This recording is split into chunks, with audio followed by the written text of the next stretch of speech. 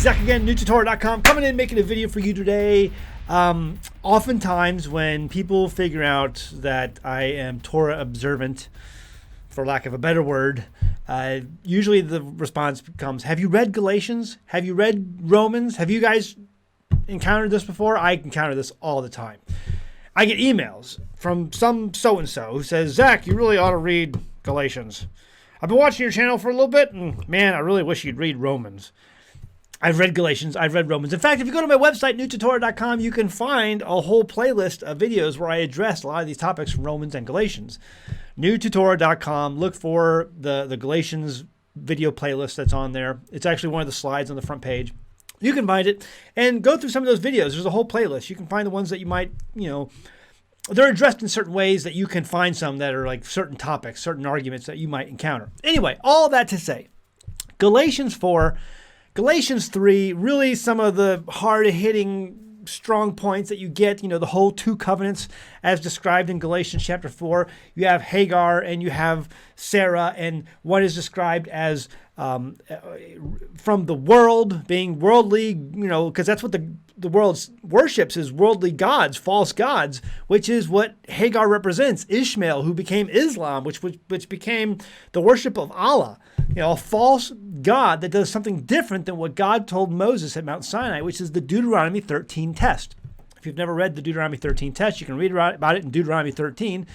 And it's talking about if somebody comes and says to do something different than what I'm telling you today, then you know that's false. You know it's a false god.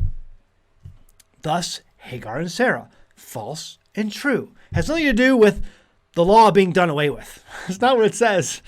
But people read it that way because they see, that's the old covenant. Now we have a new covenant. And because that's what they were doing at Sinai. They were worshiping false gods, golden calves and all this other nonsense. And because of that disobedience and that worship of false gods, the punishment area of God's law comes into effect. Because the law is really two parts. It's like, this is what you're going to get, if you obey, blessings, and this is what you're going to get if you disobey, curses. And when you disobey, the curses come into effect. And we're free from the curse because of our Messiah. Isaiah chapter 53 is a prime example of that. Anyway, all that to say, Galatians 4 can be a hang-up for a lot of people. And I try to describe it best in this way. If you have ever rented an apartment, I have rented an apartment, I have lived in apartments before, and when you rent an apartment, you go in and you sign a covenantal agreement. In fact, let's take a look at this article here over at apartmentguide.com titled, What is a Covenant? What is a covenant? It's a written promise. Okay, this is not a Bible website. This is not a Christian website. This is an apartmentguide.com. Okay, what is a covenant? A covenant is a written promise between a landlord and a tenant where each promises to do or not do certain things. So, things like don't have a pet in your apartment. Here is your assigned parking space. Park only there. Keep your common areas clean. No parties at 2 a.m. Things like this. Things that would be in any sort of rental agreement that you would get in an apartment today. See, if you obey these things, then you can have your apartment. And you get all the amenities and things that go along with that apartment. It's listed in that agreement. But if you don't, if you start bringing, parties over at 2 a.m. or parking anywhere and not in your assigned parking space or keeping your common area dirty, or let's just say you go out and you get a giant Siberian Husky and you bring him home, he starts peeing on the carpet and barking at all hours of the night, people are going to start complaining, and eventually you're going to get that on the door, and the apartment complex is going to say you have to go. You got to go. And then they're going to bring someone new into that apartment after they clean up all the dog pee and everything else you left over. They're going to clean all that up, and they're going to bring someone else in, and then guess what? They're going to sign a new covenant. A new covenant. Why is it new? Is it new because there's a whole list of rules? Did the apartment complex just say, maybe we're a little crazy on the whole dog thing. Maybe it's okay to let them pee on the rug. Maybe it's okay if people just park wherever they want. Maybe because of the last tenant who was a complete moron, we're just going to let people have parties till 2 a.m. No, they're going to have the same rules on that covenantal agreement, and the only thing that makes it new is you. You make it new. Whoever's the new person who comes in makes it new. It's a new covenant. The rules are the same. The rules are still spelled out exactly as it was before, the other schmuck who came in and ruined everything.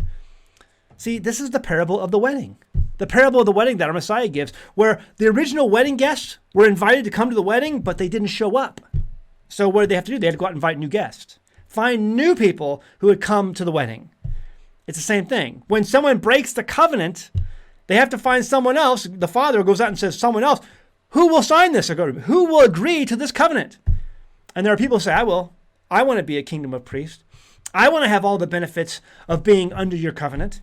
Let's take a look at that. Now, therefore, if you will obey my voice indeed and keep my covenant, then ye shall be a peculiar treasure unto me above all people. For all the earth is mine. And ye shall be unto me a kingdom of priests and a holy nation. These are the words which I shall speak unto the children of Israel. And then Moses came and called for the elders of the people and laid before their faces all these words which the Lord commanded him. And all the people answered together and said, all that the Lord has spoken, we will do. And Moses returned the words of the people unto the Lord. So he says, these are the things which you shall do. And the people says, these are the things that we will do. Do you?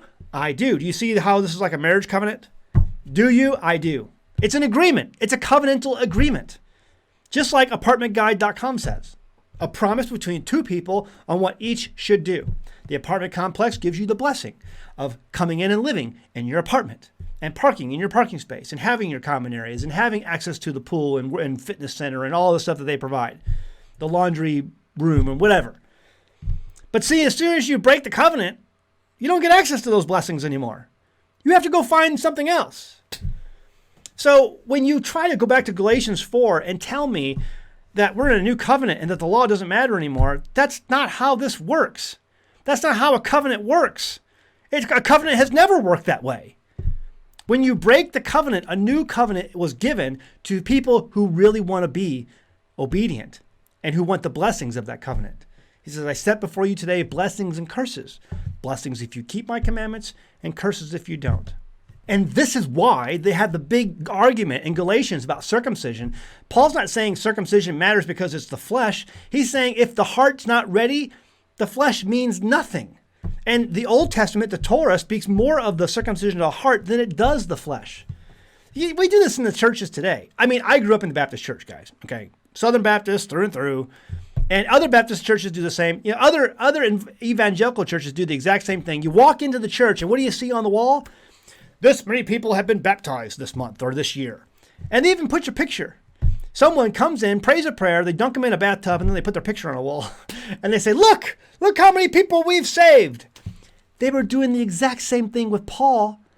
When, Paul is saying, hey, they're rejoicing in the flesh. They're celebrating all these circumcisions, but is the heart circumcised? Because if the heart's not circumcised, if the heart is not circumcised, then your celebrations of the flesh mean nothing. There's no benefit there.